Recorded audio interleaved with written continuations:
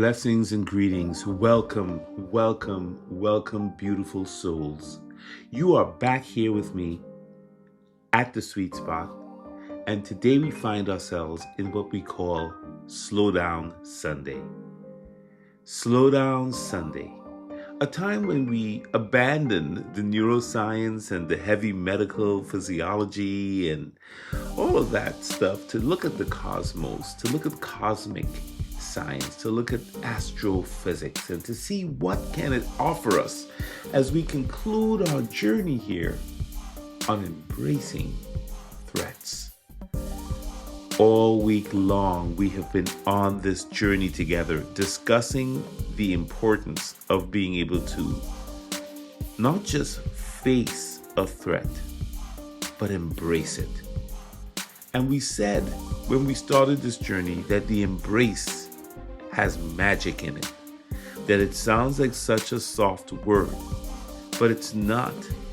When we embrace something, we accept it in, we bring it in, we wrap our arms around it, we envelop it, and we hold it close, and we don't let it go until we're ready. And guess what? In so doing, we have found our power over any and every threat we face. It could be internal or external. We have an embrace. And in that embrace, we are able to find our resilience. In that embrace, we have transformed this threat from something that is outside of our control to something that falls under the power of our embrace, which includes a divine understanding that we are not our own, that we're not alone, and that we have more power in the embrace than we do in running away from the threat or in fighting it without any plan. So that's the idea. That's what we've been doing all week. All week we've been exploring the art and the science of facing threats. We don't run. We don't hide. We embrace. Each day this week, we picked up a pearl of wisdom. Remember, on Monday, on Making Moves Monday, we learned that taking the first step, making a move, could be the thing that breaks the grip of fear. That sometimes a threat comes and we get this moment of fear. We're human. Absolutely, we should feel fear. It's normal. But when we make our first move, we start to begin to make this obstacle become the way. On Tuesday, Take Action Tuesday, we saw that even the smallest action on Take Action Tuesday can create momentum. That one candle lighting the next candle sets up this momentum in us. And remember, Win It All Wednesday, we redefined winning as having the courage to engage with life's challenges, not just worry about winning the race or crossing the finish line. That real winning comes when we engage, when we take action, when we move forward with our plan. And we did so even further on Trust Yourself Thursday, when we tackled self-doubt and we discovered that trusting ourselves is the real antidote to hesitation. Finish Strong Friday, we talked about perseverance and determination, and how finishing strong sometimes means you've got to redefine what victory looks like for you. Oh, yesterday, Self-Care Saturday, remember? We said that self-care is not selfish, but it's a way that we restore our strength because we are able to say no to certain things so that we can say yes to other things. So here we are, my friends. Slow Down Sunday. This week, we've been seeing that, embracing a threat isn't about just letting it overwhelm us. It's about meeting it with the open arms, learning from it, and letting it transform us too, right? That it's not that we're just trying to transform the threat. We're also letting the threat transform us and recognize that a good work is being done in us as we build the muscle. It's like when you go to the gym and you lift weights, the tearing and the breakdown of the muscle can feel a little hard, but it's the pathway to strength. There's real power in an embrace. It's an act of courage. It's an act of acceptance. It's a way of connecting. It's whether we embrace it within ourselves or with somebody else, or if it's a challenge, there's a muscle that's being developed as we practice embracing. And today, as we turn our gaze to the cosmos, we don't do neuroscience on Sundays. We take a break. We look at astrophysics. We look at the cosmos. And we use the cosmos and the universe to remind ourselves that even though we face a challenge, there's a way to respond. The universe teaches us that it embraces its own cycles of chaos and calm with stillness. The stars don't rush their journey. They teach us that sometimes the most powerful thing we can do is to slow down, to be present, and trust the process. You look up at these stars and you say, wow, they just brilliantly shine in place. The universe just moves at its own pace when you study it. Think about it. Think about those stars. The galaxies, they don't rush either. Stars are born, they live, and they fade or die over millions and billions of years. The laws of astrophysics reminds us that the cosmos is a patient thing. It's a very deliberate thing. It's a balanced thing. Listen, this Earth is rotating in space and we don't even feel it. The sun rises and it sets. We don't even feel it in terms of the grass is growing, the trees are getting taller, the leaves are falling. We hear nothing. When you look up at the night sky and you're seeing the light of these stars, we don't even appreciate that they've traveled billions and millions of miles to reach our vision. And that takes place over so much time. The universe, in absolutely no hurry, keeps unfolding and unfolding just as it should. And just like the universe, I think we have something to learn. Just like the universe, we can respond to our threats and our chaos with a slowness, a stillness, a deliberateness, learning from what we encounter, reacting slowly.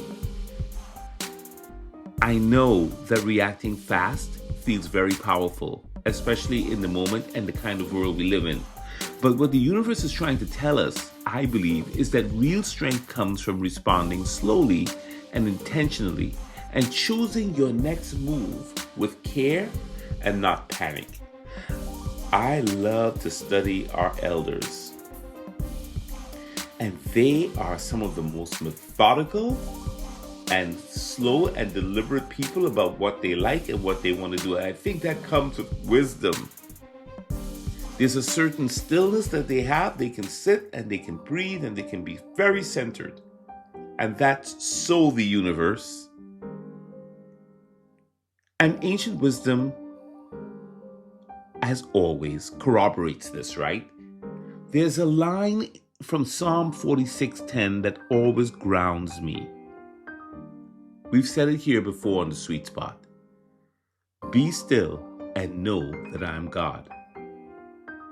What an invitation, huh? It's an invitation to stop striving, an invitation to let go, an invitation to trust that there's something bigger at work even when we feel out of control. When we slow down, we open ourselves. We open ourselves to clarity, to wisdom, to peace. Things that we're not able to get when we're rushing. I don't know about you, but when I'm rushing around and I'm moving really fast, clarity, wisdom, and peace, they don't even come into my mind. I'm just too busy doing what I have to do. But even in Buddhism, it says that peace comes from within. Don't seek it without. Don't seek it outside of yourself.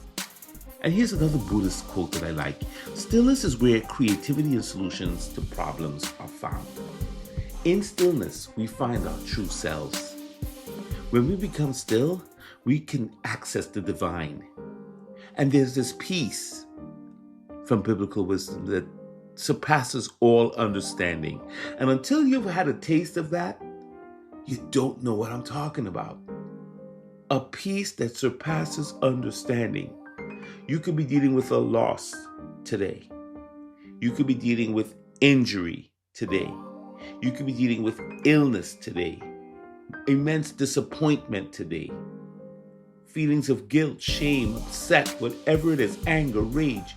Do you know that if you stay still and you take the time and you allow stillness, silence, surrender to take its place in your meditation and your prayer and your quiet time, that you will experience a peace that will surpass understanding.